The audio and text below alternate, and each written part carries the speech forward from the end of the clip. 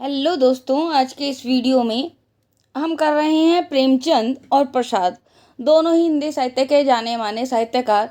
इन दोनों के कहानी कला की तुलना के अंतर्गत आज हम पढ़ रहे हैं कि दोनों की कहानी कला में क्या अंतर है। प्रेमचंद और प्रसाद दोनों ही हिंदी के ऐसे समकालीन कहानीकार हैं दोस्तों, जिनकी कहानियाँ पाठकों तथा द्वारा अत्यंत सराही गई हैं, किंतु इन दोनों की मानसिकता में पर्याप्त अंतर भी था। इसीलिए इनकी कहानी कला में भी अंतर स्पष्ट दिखाई देता है।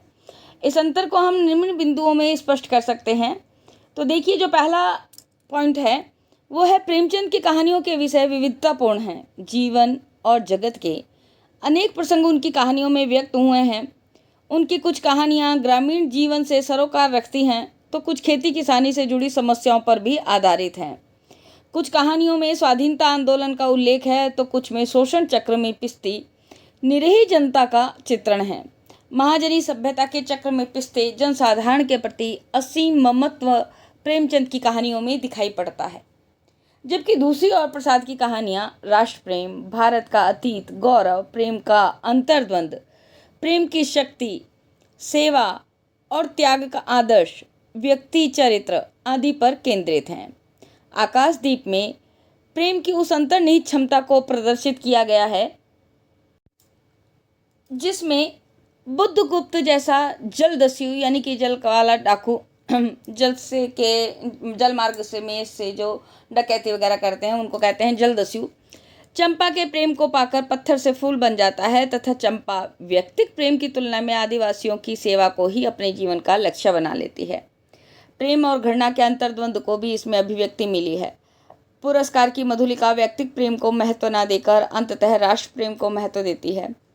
प्रसाद की कहानियों में ऐतिहासिक पृष्ठभूमि प्रेमचंद से नितांत भिन्न है, यानी कि जो प्रसाद हैं इनकी कहानियाँ ऐतिहासिकता से जुड़ी हैं, जो कि प्रेमचंद की कहानियों में नहीं मिलता।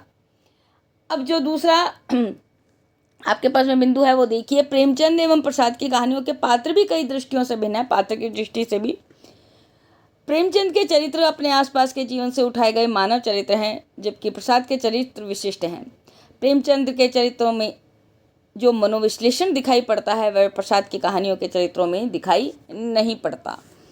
अब आता है आपके पास में तीसरा बिंदु, प्रसाद की कहानियों में भावमूलक संवेदना उपलब्ध होती है, जबकि प्रेमचंद की कहानियों में दोस्तों कर्ममूलक संवेदना दिखाई देती है।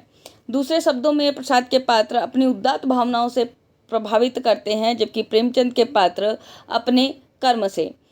प्रसाद की कहानियों में भावों की प्रधानता होने से रसानुभूति होती है, जबकि प्रेमचंद यथार्थवादिता से प्रभावित रहते हैं।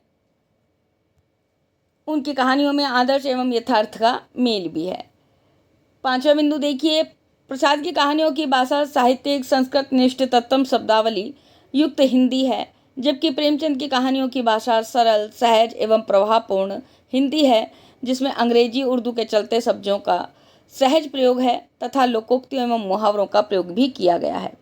दूसरी ओर प्रसाद की कहानियों की भाषा में काव्यात्मकता, लाक्षणिकता, सांकेतिकता का समावेश है। प्रेमचंद ने जिस वर्णन प्रधान शैली का प्रयोग अपनी कहानियों में किया है उसका प्रसाद में अभाव है। अब आपके पास में अगला बिंदु आता है, प्रेमचंद की कहानियां पात्र के माध्यम से नैतिक उपदेश देती हैं, जबकि प्रसाद की कहानियां व्यक्ति चरित्र पर केंद्रित होने से पात्र विशेष के चरित्र पर बल देती दिखाई देती हैं। उनमें वैसी उपदेशात्मकता नहीं है। सातवां बिंदु और अंतिम बिंदु है आपके पास में, प्रसाद की कहानियों में कलाकार के हृदय का भावोच्छ्वास है, जबकि प्रेमचंद की कहानियों में दलित शोषित समाज का चित्रण है। दोनों ही अलग धरातल के कहानीकार हैं। उक्त विवेचन के आधार पर यह निष्कर्ष निकाला जा सकता है कि प्रेमचंद और प्रसाद की कहानी कला में पर्याप्त अंतर दिखाई देता है। तो कैसा लगा है ये दोस्तों वीडियो? अगर अच्छा लगा हो तो प्लीज़ लाइक, कमेंट और शेयर करना बिल्कुल भी ना भूलिएगा। चैनल को भी सब्सक्राइब करना ना भूलिएगा। आज के लिए धन्यवाद, नमस्कार।